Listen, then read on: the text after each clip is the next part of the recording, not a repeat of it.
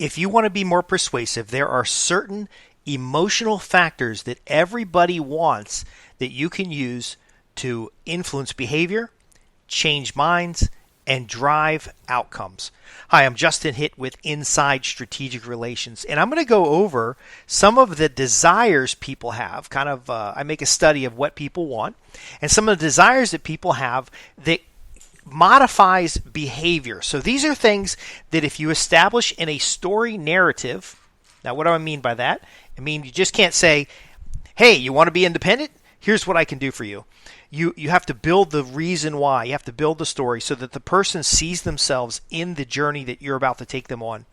Well, these factors just transform your ability to influence. Now, how would you use these? Well, first off, if you're ever going to do a persuasive presentation, you're going to pick 2 or 3 of these areas and you're going to highlight it in your presentation, and you're going to use some kind of story structure and really help that person drive forward. So for example, most people want to be a hero to somebody. So they want to be admired by the people around them, most often their family or their spouse or their community. But that ego stroke motivates people to do certain behaviors. So for example, in the influencer economy, all this social media, there's a pitch that's out there right now that's about, you could become an influencer. Well, if you ask somebody who is an influencer and you say, what is the definition of an influencer? It really starts to get more ego approach. Like, hey, I review restaurants and they give me extra stuff because I review them and I can destroy their business. It becomes very egocentric because they want to be a hero to somebody. Now listen very carefully. But they're also seeking to be influential. So when they are helping a business, they are getting praise and admiration. They're a hero to that business. But there's another side of that where they want to be powerful. And again, these are traits. I've got a whole big list of them here. We can talk about them specifically in the context of your business. But this influencer wants to be powerful at the same time. And they can be powerful because all the followers they have listen to them. So the followers admire them and rely on their advice, and they can destroy this business by putting out a bad review. It's the same behavior that you might have with a critic. It's a personality trait that's being extracted here. It's a very egocentric, the very look at me type of behavior. But again, somebody pitched them on the idea of becoming an influencer, and the behavior of being an influencer reinforces the desires that they have. And so they can get a real quick hit of dopamine by writing a favorable review and getting praise from the business owner and gifts and whatever brand they're promoting. They get rewards. And because they're getting rewarded, they're going to continue doing what they're doing. Now, are they contributing to society? Are they helpful? Are they, creating value? I'm not the one to judge. But ultimately, again, it's an example of how these desires have been used by the promoter. So there's going to be a YouTube channel or some kind of medium that promotes being a creator. And then there's going to be the creators themselves or the influencer themselves who promote the value of their existence by their good or bad reviews. And then there's going to be organizations that either falsely or accurately believe those influencers have value and will become the proxy, but ultimately the influencers are benefiting the channel more than anything else because they're creating free content for the channel. And so in a strategic relations element, it's really the Google and the Facebook and these big platforms that are manipulating the influencers in order to produce additional content, and then the desires of the influencers produces viewers, because an influencer with no audience is, who are they influencing? But again, that's the example here. So there are concepts that if you want to be more influential in a marketplace, if you want to make more sales, if you want to have control over an asset, helping someone see how they become the hero or how they have all the control over the fate of others very often can give you a window of influence. Now, what do I mean by a window of influence? So when you use these traits, whether it's in a sales letter, whether it's in a influential presentation, whether it's in your day-to-day activities, there's a point where the other person says, yes, I have all the power, and now I'm going to make a decision. And you've primed that decision with the reason why they should choose you or the reason why they should do what you want, but all in the context of what they get. So that when they finally make a decision, they can't undo the decision. So they create a cognitive bias. So if an influencer says, I have the power to destroy businesses, and they get angry and they put out a bad review, and all their fans pile up on the review, they've paid themselves an emotional charge of that belief of power. They may or may not have hurt the business, but that's their kick. It didn't cost any money. It didn't cost any time.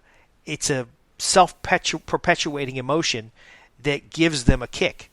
Now, again, it's not beneficial to tear down businesses or to cancel people, but you have to understand that it fulfills an emotional desire. So we got to dig deeper into the emotional desire. So another trait that people have is they want to be independent. They do not want to be a slave. And in fact, people work very hard to convince themselves that they're not a slave, that their behavior and their activity is of their own free will. Now, if you've studied strategic relations, we know about social pressure. We know about the celebrity, how celebrity can influence people. We know that the majority of people, including yourself, is a slave to something. Okay? We all have bad habits, and our bad habits that impact us negatively, which by definition, a bad habit is negative. See, you could have a bad habit that's bad for you, but really good for somebody else. And if you see somebody else, so for example, movie star who's over dieting and they're super skinny and they're not healthy, but they portray themselves as being sexy, and then that model's reinforced by marketing and advertising and runway models. You may have then bad habits of eating that are based on perception rather than what's right for your body. And so you're a slave to the belief that you've got to be a certain skinniness, okay, and that you overdo it because you're trying to keep up with people who have professional, chefs and professional diet programs. And yes, they're super skinny, but they got a high nutritional diet and they're doing a lot of exercise, and a lot of that tone is muscle, or they could actually be dying inside because of bad habits on their part. I really should show that in a diagram, by the way, because your bad habits could be perceived as a good habit by society, but ultimately those participating in the bad habit are also having negative impact associated with it. So the real winner is the marketing agency that's manipulating the belief system. But again, if you tell somebody they're actually a slave to a habit, so there's an intervention, they are going to push back because the desire of people is to be independent and make their own decisions. And so you forcing your beliefs upon them, it's how it's perceived, even though you're trying to do what's best for them, even though you might be a medical doctor and you see that they're anorexic and this isn't going to work for them, they're losing bone density and so on, that individual doesn't want to be a slave. And they're going to do everything in their power not to be a slave, even if their behavior creates a slavery that's harder to get out in the future. So let's say you're a doctor and you're working with somebody who has a bulimia or anorexia or some other thing. You can't come straight in and tell them how bad the situation is, because there's a mindset in the patient itself that is reinforcing the behavior. And so it's no longer a medical solution. You could give them liquid foods and you could show them how that, show them before and after pictures, but their brain is going to image that they are independent and they can make their own decisions, and the decisions that they've made are good, even though an external factor sees that they're a slave to their own behavior. That's when you bring out an expert that works on the mental side, that works on the self-image, that works on the the behavioral characteristics, and may even bring out someone who has previously had that problem, or someone who's in a modeling industry who's had that problem, who speaks out against the self-destructive behavior, but doesn't let it go too far to the extreme. Because what we do see today in society is that there's healthy at any weight, and that's not true. You can be too skinny, you could be too fat, you can be just right in the middle. You could have a good fit figure, but your organs are surrounded with fatty tissue. You could have, a perfectly healthy body and die of a heart attack, or you could be obese and overweight, and the public perception is that you're doing well because you get out and you dance around and stuff like that. Now, I know that's a controversial topic because the individuals who are in there believe that they're making their own decisions and that their decisions are educated, and ultimately that they are not a slave to this bad behavior. So how do we modify it? Again, the modification has to come from a peer discovery. It has to come by showing them a new level of independence. Okay? I was overweight at a point that I could not reach my own shoes. I could not tie my own shoes without being out of breath. And I know that the eating a lot of ice cream and eating cakes, all those things they felt good. And I was making a decision to eat a cake. Now, I'll eat the whole damn cake. And I decided to take every bite. And I could not reach my shoes without being out of breath. And I didn't connect the two until I took the time to look at the underlying situation. Why am I eating all this cake? Besides the fact it tastes really, really good, there's the reinforcement of the sugar as being an addictive substance. There's the reinforcement of the comfort that cake gave, which would cover up underlying concerns and frustrations. There's the satisfaction you have when you just taste that texture and that flavor, not understanding that the food is engineered to be tasteful and sensual and have that creamy texture, and then also not understanding the alternatives. Could I get the same texture and feeling for something that is much better for you? Well, yes, you can. I could eat ice cream, or I could have yogurt. I could have frozen ice cream, or I could have frozen yogurt. I could have many fruits have the same sweetness, yet they come with a lot of fiber, so that I'm not turning all that sugar into fat. Again, I give you this example because while individuals are influenced by the desire to be independent or the desire not to be a slave, every one of these concepts requires multiple facets. So I didn't stop eating the whole tub of ice cream by one thing of just telling myself, don't eat the ice cream, because believe me, I get one bowl, I get a little tiny cup of ice cream, I'd enjoy it, and then I go back later and get another little tiny cup. Next thing you know, I'm at the bottom of the bowl. It required multivariant. It required multiple variations of approach. It required multiple understandings. And it leads to this next thing, is that individuals desire a firm understanding of things. So we want to be in a world that we understand rather than a world that is foreign to us. So again, this particular trait, this firm understanding of things, leads to, at the extreme, racism, where you are very comfortable around people who look just like you, but you have a fear or a distrust of people who look different. Now, in a tribal society, that might have been useful, but we're in a global society today. We have to be able to understand that that person on the other side has the same behaviors and feelings and concerns. In fact, these desires are universal to all humans, and in many cases animals as well. But we have to not work in the extremes, because we reduce the amount of resources that are available to us. And part of applying strategic relationships is finding those mutually beneficial relationships so that we can pool and exchange assets, resources, influence to gain some kind of mutual benefit. So the last one I'm talking about, so I talked about in the beginning, everybody wants to be a hero to somebody. Folks want to be independent, not a slave. And now I'm going to talk about a firm understanding of things. So in order for me to get off the ice cream habit so that I can actually tie my shoes without being out of breath and I could walk, I had a heart issue as well, but ultimately to be able to do the things that I want to do, I had to get a better understanding of the situation. Now, if you want to influence other people, you can educate them But understand, they don't want education. They want understanding. Understanding comes from their behavior. So if you help them see how learning more about their situation creates the independence that they truly want. So I don't mean to go back and forth about eating disorders and stuff, but it's a pretty common theme. A doctor talking to someone who has anorexia brings on those credible experts, brings on those peers, and they focus on helping the individual have a firm understanding of a better life or a better situation rather than stop doing what they're doing. So, because if you tell somebody to stop doing something, they immediately resist.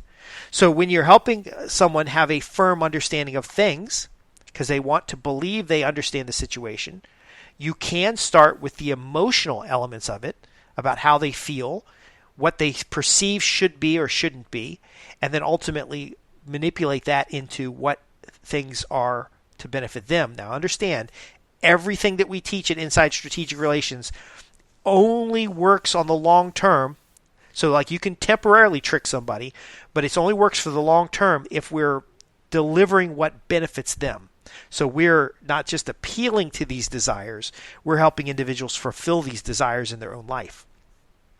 So cultivating that firm understanding where they understand why they're doing something or what may influence what they're doing, they're more likely to take a behavioral change.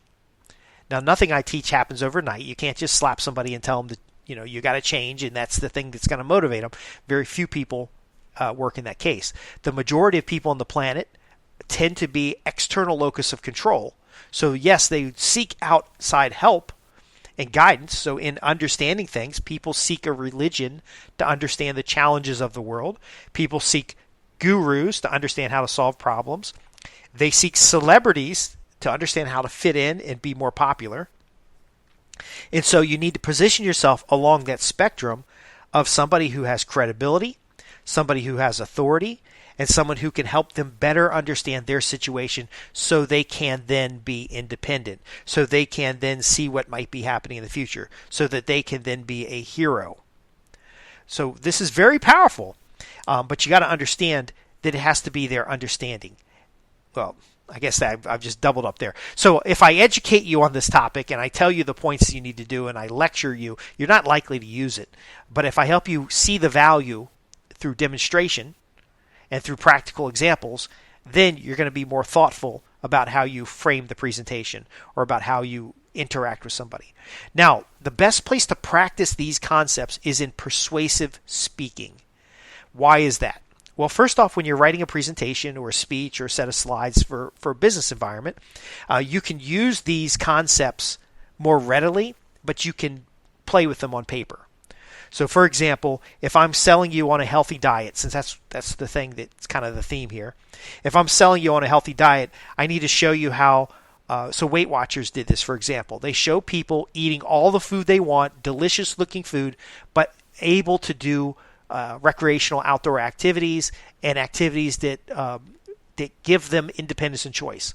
So they show them all this wonderful food you'll be able to eat, and you'll be able to ride a bicycle, and you'll be able to tie your shoes, and you'll be able to go out and do more outdoor activities with friends.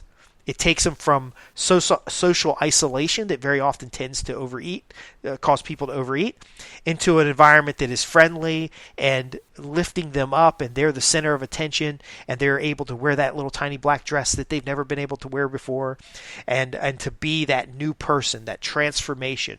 It shows the metamorphosis while reinforcing existing beliefs. You can eat wonderful food, tasty food, even food that's sweet, even food that's fatty, and still lose weight. What's the evidence? We're showing you people who are independent, who are heroes to their family because they're able to cooperate and participate in family interactions. And how do you know this works? Well, because we show you how calories work. We give you meal schedules. We give you even food that will deliver to your home. You don't really have to do anything, but you're going to get the results. So do you see how that works in a sales pitch? When you're able to write that on paper, you're able to structure it differently and test it out, but ultimately we're still working on these desires. Now, this particular list of desires, like I said, I make it a study of understanding people's desires. this list here, I think I've got 40 or 50 elements, and I use these in when I do copywriting.